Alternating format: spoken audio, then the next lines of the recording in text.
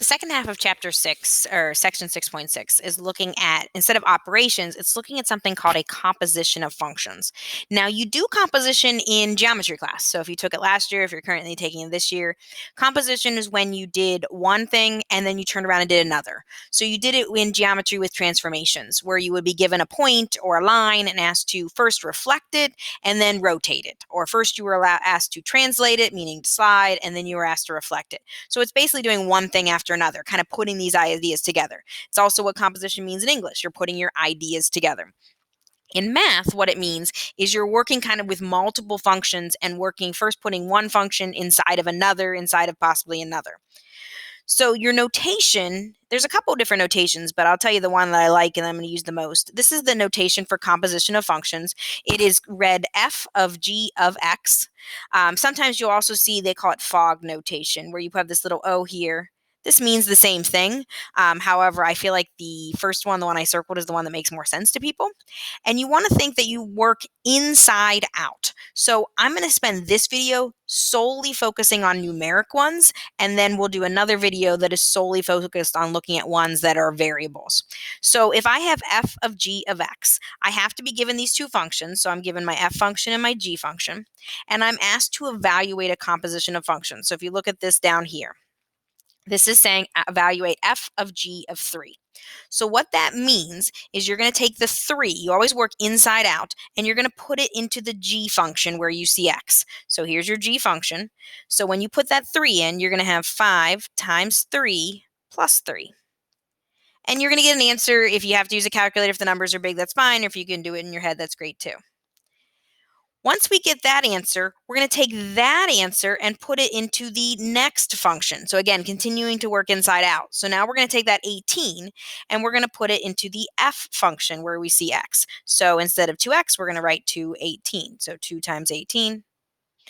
This is your final answer. The 18 that we got, I often call it like the in-between answer. You're halfway there. You've put it into the inner function, then you have to take that and put it into the outer function. So the only thing you would type into Delta Math would be the 36. So for the next one, it wants you to take -1 and put it into the f function. So you're going to do 2 times -1, because the f function is 2x, and you get -2. And then you're going to take that answer and you're going to put it inside the g function. So when you put it inside the g function, g is 5x plus 3, so it's going to be 5 times -2 plus 3. You get -10 plus 3, which is -7. So the idea, again, is you're doing multiple operations. This happens a lot, especially in retail sales, when you're going somewhere and they're saying, well, there's $10 off, but then there's also an extra 30% off, or there's 50% off of the price, and then we're going to take an additional 20% off. That's what a composition of functions is. It's the idea that you're doing one operation and then turning around and immediately doing another operation with that new value. So the other thing Delta Math is going to ask you to do is it's going to ask you to do these numeric ones visually. So I have a couple pictures that I want you to see so you understand what's going on here. We're still working inside out. So we want to put that 1 into the g function. So your g function is this one. So you're going to go to where x equals 1. Here's where x equals 1. And you're going to find the y value at x equals 1. So when x equals 1, the y value is -4. You're then going to take that number and put it into your f function. So now you're going to your f picture. You're looking for -4, and you're going to find the y value that goes with that. So if you look here, when you put -4 into this parabola, you get 2. So your answer is that final y value. So it's doing the same thing that we just did with the ones that we worked with equations, but now we're actually looking at the visual picture. So I want to show you another one of those because sometimes they take a little getting used to. So this one's g of f of -1. So you're going to take that -1 and you're going to put it into the f equation. So here's your f equation. -1. So -1 on my f equation. You're going to, let's see, it's actually a little lower. I need to erase that. -1. If I go to -1 on my x-axis and down, it's actually, this one's hard to see. Here it is. That one's very tough to see.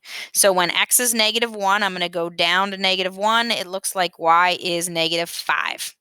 So then I'm going to take that -5 and I'm going to put it into the g function. So on the g function, I'm going to go to -5 on the x-axis. I'm going to go up to where the graph is. So it looks like when x is -5, my y value is 4. So the answer that I'm typing into Delta Math is the final answer. It's the final y value, which in this case is 4. So again, work inside out, and you will have to do these more visually. Let me do just a couple more examples of the non-visual ones. I'm going to do this example. So this one actually has several examples here. So these are my two functions, f and g. So the first one I'm going to do here is f of g of 2, this one right here. So I'm going to take 2 and put it into the g function. So g function is 5x, so it's going to be 5 times 2. And then I'm going to take that answer, 10, and put it into the f function. So my f function's right here. So 10 squared plus 3 is 100 plus 3, which is 103. That is my final answer after I did both operations. So coming down here, I'm going to work inside out. So I'm going to put -1 into f. Now be careful when you put a -1 in and square it. If you're doing it on a calculator, you will have to use parentheses because -1 squared is +1 plus 3 is 4. And then I'm going to take that 4 and I'm going to put it into the g function. So the g function is 5 times x, so 5 times 4. So I get 20. The last two, I wanted to show you something that can be done. This isn't as common. You can actually put a value into a function repeatedly. So I'm going to put 3 into my g function. So my g function is 5x, so 5 times 3.